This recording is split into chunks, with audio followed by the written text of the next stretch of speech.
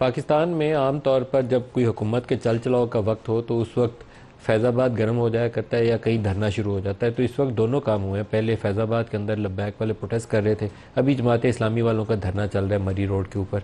तो क्या कोई बड़ी तब्दीली होने वाली है? आम तौर पर इस्टेब्लिशमेंट की मुखालिफ पार्टी जब हुकूमत में हो या वो पार्टी हुकूमत में हो या वो लीडर हुकूमत में हो जिसकी इस्टेब्लिशमेंट के साथ ताल्लुकात अच्छे ना हो, और ये वक्तन फ़ोक्तन बदलता रहता है कि कौन फेवरेट है और कौन मुखालिफ कैंप में खड़ा है। नवाज शरीफ कोई 10 बार मोहब्बत के रिश्ते में बनते हैं और 10 दफ़ा ही उनके ताल्लुकात में ख़राबी पैदा होती है। इसी तरीके से इमरान खान ने भी ये उतार चढ़ाव दोनों देख लिए।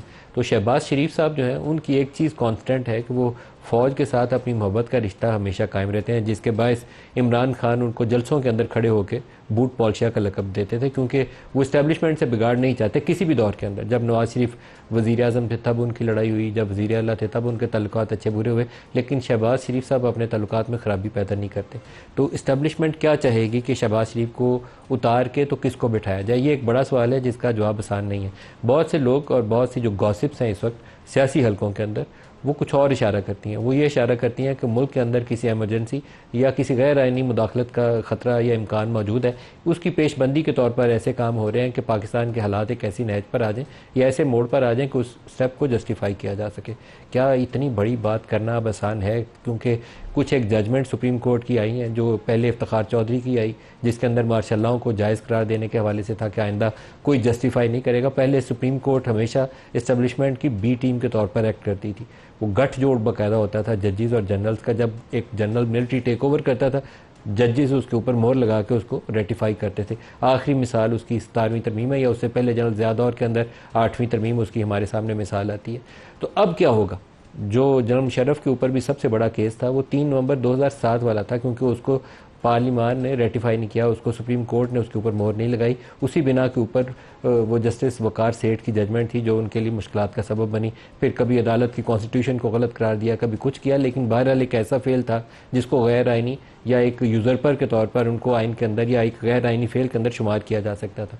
तो अब क्या होगा? क्या इसका इम्कान मौजूद है कि ऐसी मुदाखलत दोबारा हो जाए?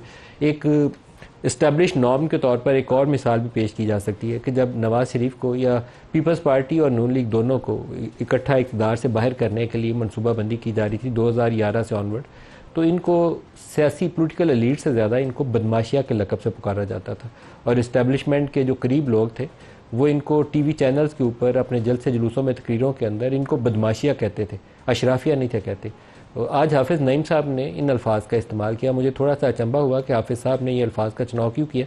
पहले सुन लें उन्होंने कहा क्या, फिर गुफ्तगू आगे बढ़ाते हैं। तबका अशराफिया नहीं, वो तबका बदमाशिया है। तबका अशराफिया नहीं, वो तबका बदमाशिया है जो पाकिस्तान पर मुसल्लत है। उनके खिलाफ मुत्तहिद होकर शिकस्त से उन्हें दो चार करेंगे। हकीकी मानों में पाकिस्तान आजाद होगा, जागीरदारों से आजाद, डिक्टेटरों से आजाद, उन लोगों से आजाद हमारे माल को हड़प कर रहे हैं।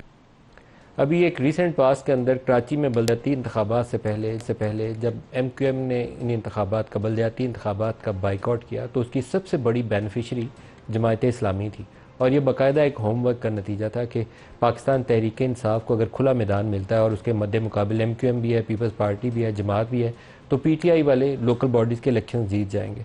लेकिन अगर MQM बाइकआउट करे तो वो वोटर जो है वो PTI का वोटर नहीं है, वो पहला वोटर था जमात इस्लामी का, बाद में MQM का बना। तो मुमकिन तौर पर जमात उससे बेनिफिट करेगी और बड़ी तादाद में सीटें उसको मिल जाएंगी, या वो पीपल्स पार्टी की तरफ चले जाएगा। और नतीजा काफ़ी हद तक उसके करीब आ भी गया। तो क्या अब कुछ ऐसा दोबारा होने वाला है? एक बिगर अरेंजमेंट है, कोई लार्जर पिक्चर है जिसको हम अभी समझने से कासिर हैं?